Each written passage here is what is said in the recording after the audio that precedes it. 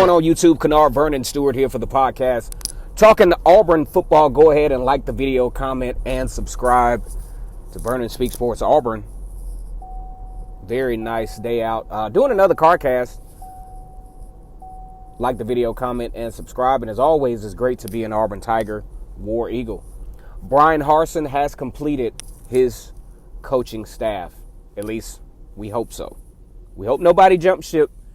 Because Auburn has a lot of challenges ahead that I think I want to help the Auburn fan base understand this stuff. This is not going to be an easy transition.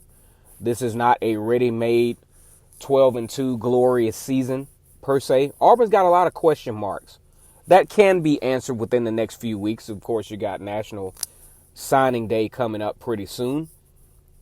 But I just want the Auburn fan base to definitely be very, very realistic and be patient with this particular process. Because what Auburn has been used to, like I said before in another video, what Auburn has been used to is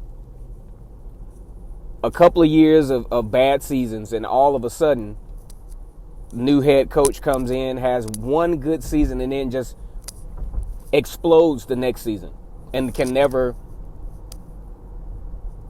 get back to that level of success.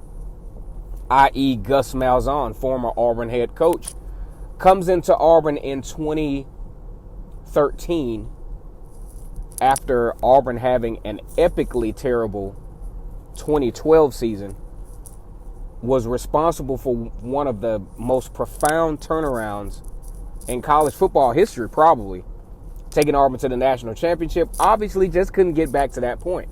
But see, what we got to recognize here is Auburn has a lot of needs. Auburn has some depth issues in some key positions. I think defensive line could be somewhat one of them. Linebacker could be somewhat one of them.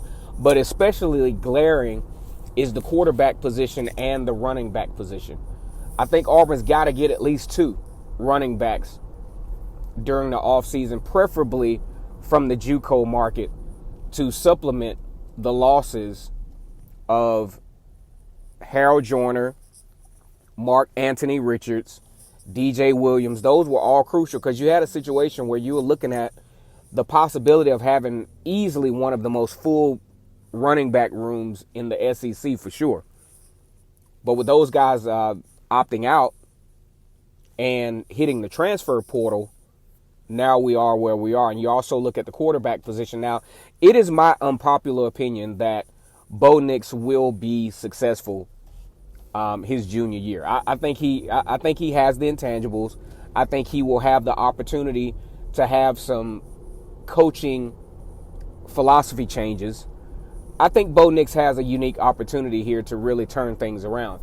We look back to Jason Campbell back in 2004, first couple of years kind of shaky. Even going into 2004, we're like, hey, which Jason Campbell is going to show up?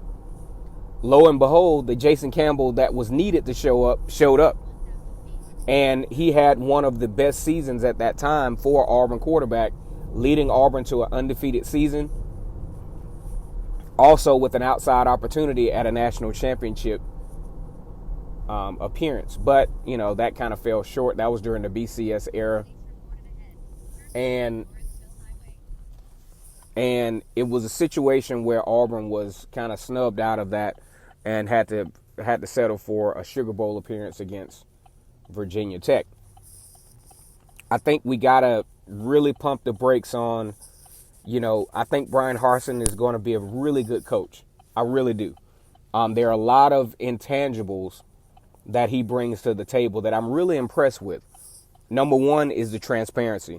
Number 2 is the realism. Number 3, appears to be a very hard-nosed guy. And I really like that. It looks like he's going to challenge not only his kids, but he's going to challenge his staff. And that's something that I didn't see evidence of that in the Gus Malzahn era.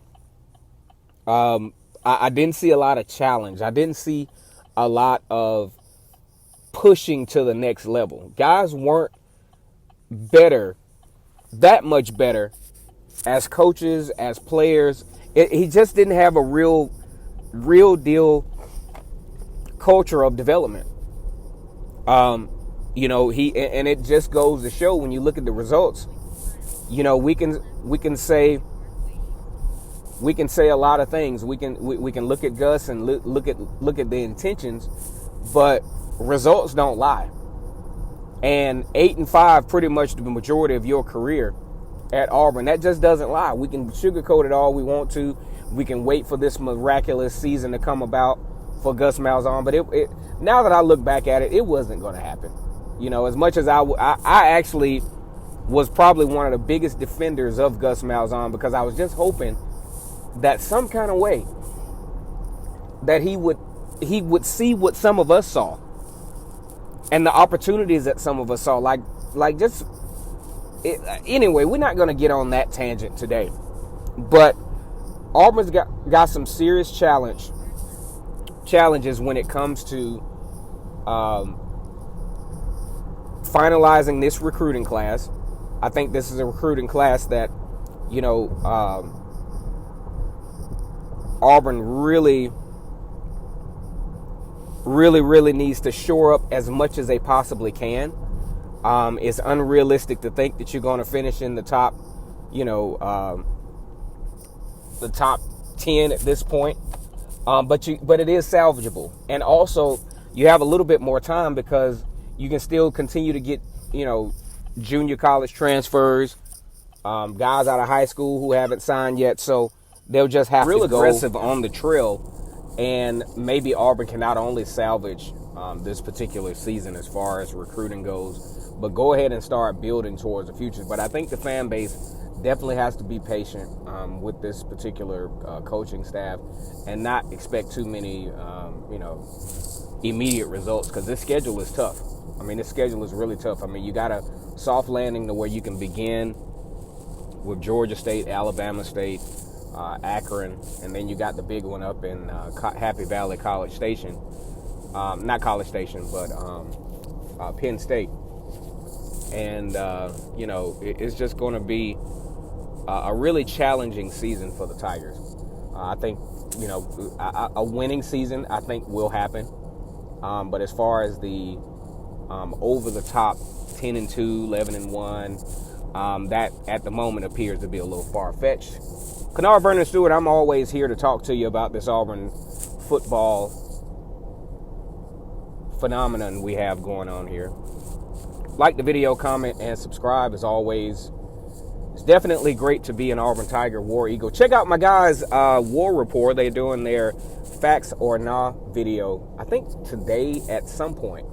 They actually have a nice little schedule laid out to where they have their videos all neat and organized. Big shout out to those guys over there. And all the other Auburn content creators out there. As always, great to be an Auburn Tiger War Eagle.